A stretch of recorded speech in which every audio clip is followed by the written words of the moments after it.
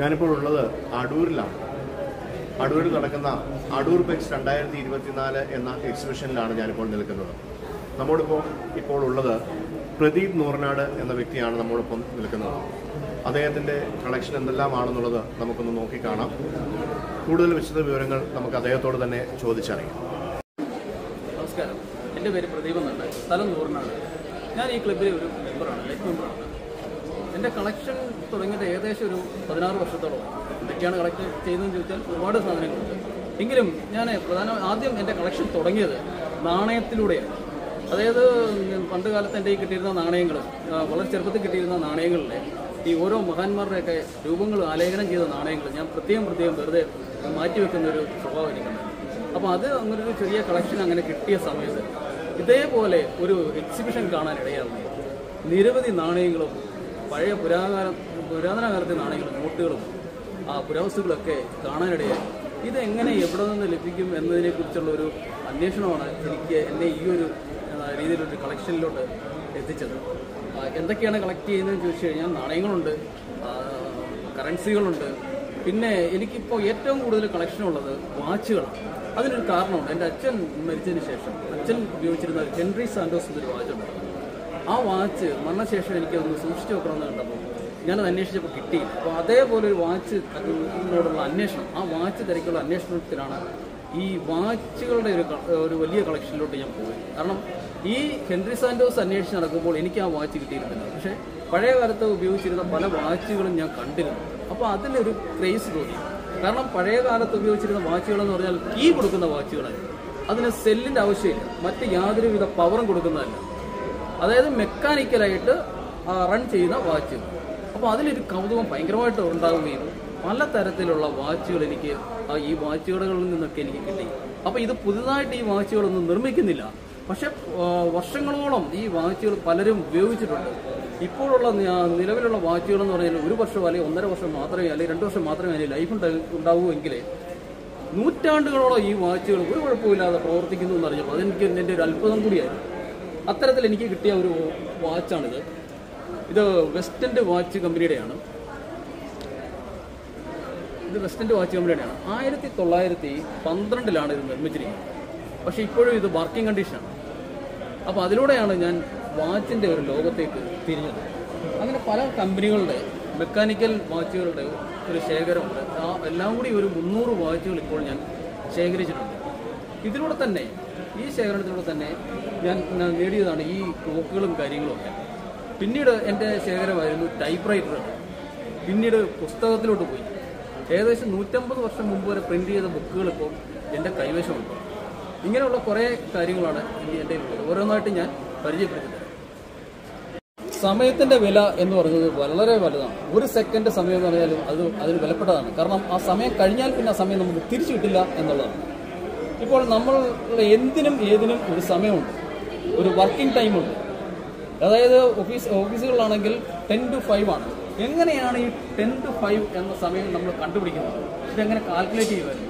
ഈ വാച്ചുകളുള്ള സമയത്തും ഇപ്പോൾ ഈ ലോകത്ത്, ഈ കാലഘട്ടത്തിൽ സമയം നമുക്ക് കാൽക്കുലേറ്റ് ചെയ്യാൻ ഒരു ബുദ്ധിമുട്ടുമില്ല. പക്ഷേ ഈ ഡിവൈസുകളൊന്നും ഇല്ലാത്ത സമയത്ത്, മുൻകാലങ്ങളിൽ ഈ സമയം എങ്ങനെ കണ്ടെത്തിയിരുന്നു നമുക്ക് പരിശോധിച്ച് നോക്കാം. ഇതൊരു മോഡലാണ്. വാച്ചുകളൊക്കെ നിലവിൽ വരുന്നതിന് മുമ്പേ സമയം കണ്ടുപിടിക്കുന്ന ഒരു ഡിവൈസാണ്. ഇത് മോഡൽ മാത്രമാണ്, ഇത് പഴയതല്ല. ഇതേപോലെയുള്ള വലിയ രൂപങ്ങൾ, വലിയ മോഡലുകൾ, അതായത് ഈ മണൽത്തരികൾ ഈ താഴെ വീഴുന്നത്ര സമയം ഒരു ഫാക്ടറിയിൽ ഒരാൾ ജോലി ചെയ്യണമായിരുന്നു. ഇത് തീർന്നു കഴിയുമ്പോൾ ഇത് തിരിച്ചു വെക്കും. അപ്പോൾ മേളിൽ നിന്നുള്ള മണൽത്തരികൾ വീണ്ടും താഴേക്ക് വരും. അത് എത്ര സമയമാണോ അത് കാൽക്കുലേറ്റ് ചെയ്തിട്ടായിരിക്കും പണ്ട് കാലങ്ങളിലെ ഫാക്ടറികളിലെ ജോലി സമയമായാലും മറ്റു സ്ഥലത്തെ ജോലി സമയമായാലും കണക്കാക്കിയിരുന്നത്. ഇതെന്ന് പറയുന്നത് ഒരു മെക്കാനിക്കൽ ക്ലോക്കാണ്. എങ്ങനെയാണ് ഒരു മെക്കാനിക്കൽ ക്ലോക്ക് വർക്ക് ചെയ്യുന്നത് എന്നാണ് കാണിച്ചിരിക്കുന്നത്. അതായത് കീ കൊടുക്കുന്ന ക്ലോക്കുകളാണ്. ഇതിന് കീ കൊടുത്തു കഴിഞ്ഞാൽ ഒരു 7 ദിവസം, ഒരാഴ്ചക്കാലം ഇത് നിർത്താതെ ഇതേപോലെ വർക്ക് ചെയ്യും. അതുപോലെ തന്നെ മെക്കാനിക്കൽ വാച്ചിൻ്റെ ഒരു മോഡലാണ്. ഇത് ബാറ്ററി ഉപയോഗിക്കുന്നതല്ല, കീ കൊടുക്കുന്നതാണ്. ഇതാണ് അതിൻ്റെ കീ ബട്ടൺ എന്ന് പറയുന്നത്. എല്ലാ ദിവസവും കീ കൊടുക്കണം. 24 മണിക്കൂർ സമയമാണ് ഒരു കീ തീരുന്നത്. അത് കഴിയുമ്പോൾ വീണ്ടും നമ്മൾ കീ കൊടുക്കണം. അങ്ങനെ ദിവസവും കീ കൊടുത്ത് ഉപയോഗിക്കുന്ന വാച്ചാണ്.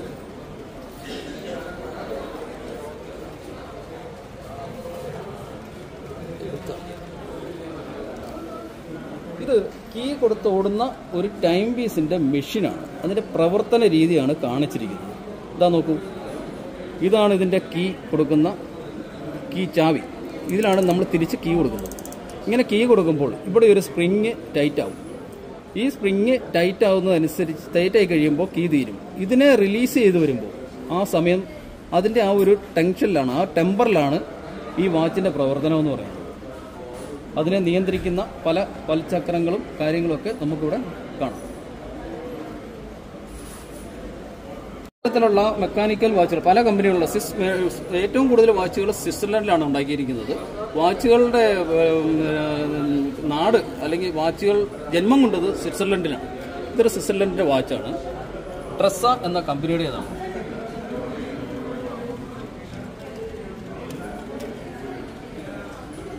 ഇത് നിവാഡ എന്നൊരു കമ്പനിയുടെയാണ്. അതിപ്പോഴും വർക്കിംഗ് ആണ്. ഇത് എനിക്കൻ എന്നൊരു പോപ്പുലറായ വാച്ചാണ്. ഇത് അധ്യാപകർ, പ്രൊഫസർ അങ്ങനെയൊക്കെ ഉള്ളവരൊക്കെ ഉപയോഗിച്ചിരുന്ന വാച്ചുകളാണ്.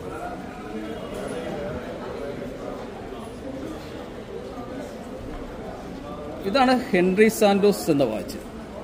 ഇതിന്റെ അന്വേഷണത്തിലാണ് ഞാൻ ഇത്രയും വാച്ചുകൾ കളക്ട് ചെയ്യാൻ സഹായിച്ച ഒരു കമ്പനിയാണ് ഹെൻറി സാന്റോസ്. കാരണം എൻ്റെ അച്ഛൻ ഉപയോഗിച്ചിരുന്ന വാച്ചായിരുന്നു. ഇത് അന്വേഷിച്ച് നടന്നതാണ് എന്നെ ഈ ഒരു വാച്ചിന്റെ ലോകത്തിലേക്ക് എത്തിച്ചത്.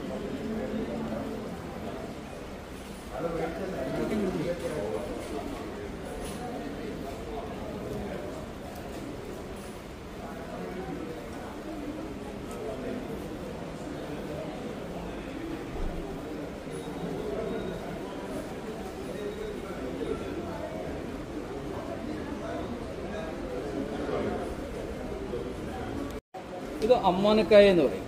ഇതൊരു സെറ്റാണ്. ഇത് പണ്ട് കാലങ്ങളിലെ കുടുംബത്തിലെ ഇരിക്കുന്ന സ്ത്രീകൾ സമയം പോക്കിന് വേണ്ടി അമ്മാനമാടി കളിക്കുന്ന ഒരു ഒരു സാധനമാണ്. ഇപ്പം നമ്മുടെ നാട്ടിലും പറഞ്ഞെങ്കിൽ പാർക്കെല്ലാം ഓരോരുത്തർ ചെയ്യുന്ന പോലെ തന്നെ അതിനുവേണ്ടി നിർമ്മിച്ചതാണ് അമ്മാനം ആടുന്നവരാണ്. ഇത് തമിഴ്നാട്ടിലാണ് ഏറ്റവും കൂടുതൽ. അവിടെ പറയുന്ന പേരാണ് അമ്മാനക്കായ. ഇത് മുറുക്കാഞ്ചലമാണ്. യാത്രാവേളയിൽ കൊണ്ടു നടക്കുന്ന ഇതാണ്. മുറുക്കാൻ വേണ്ടുന്ന സാധനങ്ങളൊക്കെ ഇതിനകത്ത് ഉൾക്കൊള്ളും. ഇത് പണ്ട് കാലത്ത് കല്യാണത്തിനൊക്കെ നമുക്ക് എല്ലാവരും ചെല്ലുന്നുണ്ടെങ്കിൽ പനിനീര് കുടയും. എല്ലാവരും ഒന്ന് സ്വീകരിക്കുമ്പോൾ പനിനീര് കുടയുന്ന ഒരു ഉപകരണം. ഇതൊരു അഷ്ടലക്ഷ്മി വിളക്കാണ്. കുടുംബങ്ങളിലൊക്കെ പണ്ട് കത്തിക്കുമായിരുന്നു. ഇത് കത്തിച്ച് വെച്ചാൽ അഷ്ടലക്ഷ്മിയുടെ ഐശ്വര്യം ഉണ്ടാകുമെന്നാണ് പറയപ്പെടുന്നത്. ഇത് പണ്ട് കാലങ്ങളിൽ ആൾക്കാർ കൊണ്ടുനടന്നിട്ടുള്ളൊരു സാധനമാണ്. മാടമ്പിമാരും ഒക്കെ കൊണ്ടുനടന്നൊരു സാധനമാണ്. അത് കോളാമ്പി, അതായത് മുറുക്കി തുപ്പാനായിട്ട് ഉപയോഗിച്ചിരുന്ന സംഭവമാണ്. അതായത് തെരുവിൽ പണ്ടുള്ളവരൊന്നും ഭൂമിയിൽ തുപ്പത്തില്ല. അവരിങ്ങനെയുള്ള സംഭവങ്ങളൊക്കെ കൊണ്ടുനടക്കും. മുറുക്കി ഇതിനകത്താണ് തുപ്പുന്നത്. എന്നിട്ട് അത് എവിടെയെങ്കിലും വേസ്റ്റ് കൊണ്ട് കളയുകയാണ് ചെയ്യുന്നത്. ഇത് തൂക്കുപാത്രം. ഇത് വയലിലൊക്കെ പണിയെടുക്കുന്നവർ കഞ്ഞി കൊണ്ടുപോകാനൊക്കെ ആയിട്ട് ഉപയോഗിച്ചിരുന്നതാണ്. ഇത് പണ്ട് കാലത്ത് ഉപയോഗിച്ചിരുന്ന ഒരു പാത്രമാണ്. അതൊരു വെള്ളോടാണ്. വളരെയധികം പഴക്കമുണ്ട്. ഇത് ലോട്ട, വെള്ളം കുടിക്കാനും മറ്റുമായിട്ട് ഉപയോഗിച്ചിരുന്നതാണ്. ഇതെന്ന് പറഞ്ഞാൽ ഓഫീസിൽ ഉപയോഗിച്ചിരുന്ന കോളിംഗ് ബെല്ലാണ്. ഇത് മൊന്തയെന്ന് പറയും. പണ്ട് പാല് മേടിക്കാനും ഒക്കെ ആയിട്ട് ഉപയോഗിച്ചിരുന്ന ഒരു ഐറ്റമാണ്. ഇത് പെട്രോൾ മാക്സ്. കല്യാണപ്പന്തലിലെ പണ്ടൊക്കെ നിറസാന്നിധ്യമായിരുന്നു. വളരെയധികം വെളിച്ചം കിട്ടുന്ന ഒന്നാണ്. ഇത് റാന്തലോളൊക്കെയാണ്. പണ്ട് കാലത്ത് കാളവണ്ടിയുടെയൊക്കെ അടിയിൽ വെട്ടം കാണാനായിട്ട് കെട്ടി തൂക്കിയിട്ടുകൊണ്ട് പോകുന്നതാണ്. ഇത് കാറ്റടിച്ചാലും ഇത് കെട്ടുപോകത്തില്ല.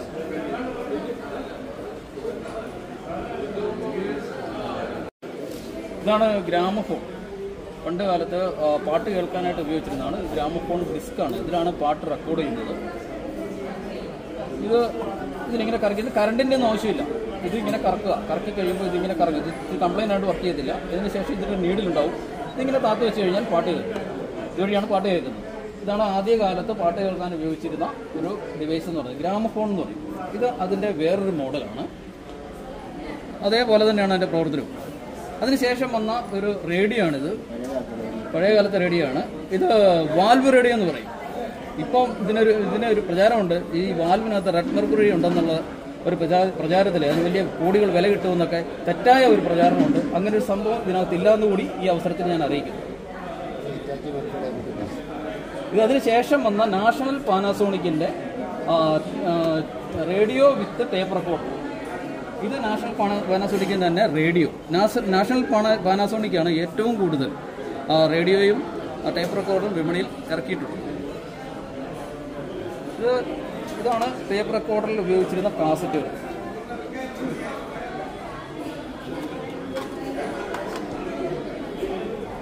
ഇത് ഒരു തരം നാഷണൽ പാനാസോണിക്കിൻ്റെ തന്നെ ഒരു ടൈപ്പ് റെക്കോർഡറാണ്. പാട്ട് കേൾക്കാൻ ഉപയോഗിക്കുന്നതാണ്. ഈ കാസറ്റ് ഇതിൽ ഇട്ടിട്ട്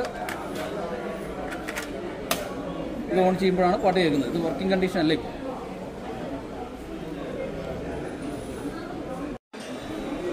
വാർത്താവിനിമയ വിപ്ലവത്തിന് തുടക്കം കുറിച്ച ഒരു ഡിവൈസാണ് ടെലഫോൺ എന്ന് പറയുന്നത്. ടെലഫോണിൻ്റെ ആദ്യകാല മോഡലാണിത്. ആദ്യകാലങ്ങളിലെ ഒരു വീട്ടിലെ ഒരു കണക്ഷന് 4 അക്ക നമ്പറുകളെ ഉണ്ടാവുകയായിരുന്നുള്ളൂ. ഇത് എങ്ങനെയാണ് പ്രവർത്തിക്കുന്നത് ചോദിച്ചാൽ ഇതേപോലെ എവിടെ നിന്നാണോ തുടങ്ങേണ്ടത് ആ അക്ഷരത്തിൽ തൊട്ടിട്ട് ഇവിടെ കൊണ്ട് ക്ലോസ് ചെയ്തിട്ട് റിലീസ് ആകുമ്പോഴാണ് ഒരു ഡയൽ പൂർത്തിയാവുന്നത്. ഇതേപോലെ 4 അക്ഷരങ്ങൾ കറക്കിയിട്ടാണ് ഇതിന് കണക്ഷൻ കിട്ടുന്നത്. ഇതിൻ്റെ തന്നെ മറ്റൊരു മോഡലാണ് 94 98 എന്നുള്ളത് ഈ കസ്റ്റമർ ഉപയോഗിച്ചിരുന്ന നമ്പറാണ്. അതിനുശേഷം കണക്ഷൻ്റെ എണ്ണം കൂടി കഴിഞ്ഞപ്പോൾ 4 അക്ക നമ്പറിൽ നിന്ന് അത് 6 അക്ക നമ്പറിലോട്ട് പോയി. അപ്പോൾ 6 അക്ക നമ്പറുകൾ നമ്മൾ ഡയൽ ചെയ്യണമായിരുന്നു. വീണ്ടും ഇതിൻ്റെ രംഗത്ത് ഒരു കുതിച്ചാട്ടം ഉണ്ടാവുകയും കൂടുതൽ കണക്ഷൻസ് ഉണ്ടാവുകയും ചെയ്തപ്പോൾ 10 അക്ക നമ്പറിലോട്ട് പോയി. ഈ 10 അക്ക നമ്പറുകൾ ഇവിടെ ഡയൽ ചെയ്യാനുള്ള ബുദ്ധിമുട്ട് കാരണം ഇത് ഇത്തരം കീപാഡിലോട്ട് പോയി. ഇതാകുമ്പോൾ പെട്ടെന്ന് നമുക്ക് ഉപയോഗിക്കാൻ കഴിയും. പക്ഷേ ഇതിൻ്റെ ഒരു ന്യൂനത എന്ന് പറഞ്ഞാൽ ഒരു തവണ വിളിച്ച് കണക്ഷൻ കിട്ടിയില്ലെങ്കിൽ കട്ട് ചെയ്ത ശേഷം വീണ്ടും ഡയൽ ചെയ്യണമായിരുന്നു. അപ്പോൾ അതൊരു ബുദ്ധിമുട്ടായപ്പോൾ അതിനൊരു പരിഹാരമായിട്ടാണ് ഇവിടെ ഡയൽ ചെയ്യുക, കിട്ടിയില്ല എങ്കിൽ കട്ട് ചെയ്യുക, റീഡയൽ എന്നൊരു ഓപ്ഷൻ ഇവിടെ വെച്ചത്. അതായത് ഈ റീഡയൽ അടിച്ചു കഴിഞ്ഞാൽ പെട്ടെന്ന് വിളിച്ച നമ്പറിലോട്ട് തന്നെ കണക്ഷൻ പോകും. അതിനുശേഷമാണ് നമ്മൾ ഇന്ന് കാണുന്ന ഈ മൊബൈൽ ഫോണുകളും പിന്നീട് ഇപ്പം നമുക്ക് കാണുന്ന ടച്ച് ഫോണുകളും ആ ഒരു രീതിയിലോട്ട് മാറിയത്. ഇത് ഫോൺ ചെയ്യാൻ ഉപയോഗിച്ചിരുന്ന ഉപകരണമാണ്. ബസ് സ്റ്റോപ്പുകളിലും പ്രധാന ഷോപ്പുകളിലും ഒക്കെ ഉണ്ടായിരുന്നു. 1 രൂപ നാണയം ഇട്ടിട്ട് നമുക്ക് വിളിക്കാമായിരുന്നു. ആ 1 രൂപ നാണയത്തിൻ്റെ സമയം തീരുമ്പോൾ ഇത് ഓട്ടോമാറ്റിക്കായിട്ട് കട്ടായി പോകും. ഇതാണ് ടൈപ്പ് റൈറ്റർ. ഇത് പ്രധാനമായിട്ടും ഓഫീസുകളിലും കമ്പനികളിലും ഒക്കെ ആയിരുന്നു ഉപയോഗിച്ചിരുന്നത്. ഇതിന് വളരെയധികം പഴക്കമുണ്ട്. ഏകദേശം ഒരു 110 വർഷം പഴക്കമുള്ളതാണ് ഈ ഒരു ടൈപ്പ് റൈറ്റർ എന്ന് പറയുന്നത്. ഇതൊരു അമേരിക്കൻ കമ്പനിയുടെയാണ്. അണ്ടർവുഡ് എന്നാണ് ഇതിൻ്റെ പേര്. അത് വർക്കിംഗ് കണ്ടീഷനാണ്. ഇപ്പോൾ ഇതിപ്പോഴും വർക്കിംഗ് കണ്ടീഷനാണ്. ഇത് വർക്ക് ചെയ്യാവുന്നതാണ്. 114 വർഷമേ പഴക്കമുണ്ടെങ്കിലും ഇതിപ്പോഴും വളരെ സോഫ്റ്റായിട്ട് വർക്ക് ചെയ്യുന്നു. ഇത് ഓഫീസുകളിലൊക്കെ ഉപയോഗിച്ചിരുന്ന ഒരു മലയാളം ടൈപ്പ് റൈറ്ററാണ്. ഇത് കുറച്ച് പഴക്കമുള്ള ഒരു ടൈപ്പ് റൈറ്ററാണ്. ഒരു 100 വർഷത്തോളം പഴക്കമുണ്ട്. ഇത് തായ്ലാൻഡിൻ്റെയാണ്. തായ് ഭാഷയാണ് ഇതിലുള്ളത്. തായ്ലാൻഡ് ടൈപ്പ് റൈറ്റർ, തായ് ഭാഷയാണ്. ഇത് പോർട്ടബിൾ ടൈപ്പ് റൈറ്ററാണ്. ഇത് നമുക്ക് ഓഫീസുകളിലൊക്കെ പോകുന്നവർക്ക് തിരിച്ച് വീട്ടിൽ കൊണ്ടുപോകാനും പോകുന്ന വഴിക്കൊക്കെ കൊണ്ടുപോകാനും കൊണ്ടുനടക്കാനും വീട്ടിൽ കൊണ്ട് വർക്ക് ചെയ്യാനൊക്കെ ആയിട്ട് ഇതിൻ്റെ ബോക്സ് ഉണ്ടാവും. ഒരു സൂട്ട്കേസ് പോലെ നമുക്ക് പിടിച്ചെടുത്തിട്ടുണ്ട്. ഇത് ഒരു ടൈപ്പ് റൈറ്റർ. ഇതിൻ്റെ പ്രത്യേകത എന്ന് പറഞ്ഞാൽ എല്ലാ ടൈപ്പ് റൈറ്ററും സാധാരണ അക്ഷരമാണ് കാണിക്കുന്നതെങ്കിൽ ഇതിന് ഇറ്റാലിക്സ് ഫോണ്ടാണുള്ളത്. ഇത് റെയറായിട്ടുള്ളൊരു ടൈപ്പ് റൈറ്റർ. ഇത് ഒരു ടൈപ്പ് റൈറ്റർ, വ്യത്യസ്തമായ ഒരു ടൈപ്പ് റൈറ്ററാണ്. ഇത് അന്തരായിട്ടുള്ളത്, കാഴ്ചശക്തി ഇല്ലാത്ത ആൾക്കാർക്ക് ഉപയോഗിക്കാൻ പറ്റിയ ഒരു ബ്രെയിൻലി ടൈപ്പ് റൈറ്ററാണ്. ബ്രെയിൻലി ലിപി ആയിരിക്കും ഇതിലുണ്ടാവുക. ഇത് പഴയ കാലത്ത് നിലനിന്നിരുന്ന പുസ്തകങ്ങളാണ്. പഠന ആവശ്യത്തിനൊക്കെ ആയിട്ടുള്ള ബുക്കുകളൊക്കെയാണ്. ഇത് 1917 പ്രിന്റ് ചെയ്തത്. ഇത് അമരകോശം എന്ന് പറഞ്ഞൊരു ഗ്രന്ഥമാണ്. ഇത് ഏകദേശം 150 വർഷം മുമ്പ് പ്രിന്റ് ചെയ്തതാണ് എന്ന് പറയാൻ കാരണം ഇതിലെ അക്ഷരങ്ങളുടെ ഇതാണ്. ഇത് ഏത് വർഷം പ്രിന്റ് ചെയ്തെന്ന് നമുക്കറിയാൻ കഴിയുന്നില്ല. പക്ഷേ ഇതിന്റെ ഭാഷ വായിച്ചെടുക്കാൻ, മലയാളമാണ്, വായിച്ചെടുക്കാൻ കുറച്ച് ബുദ്ധിമുട്ടാണ്.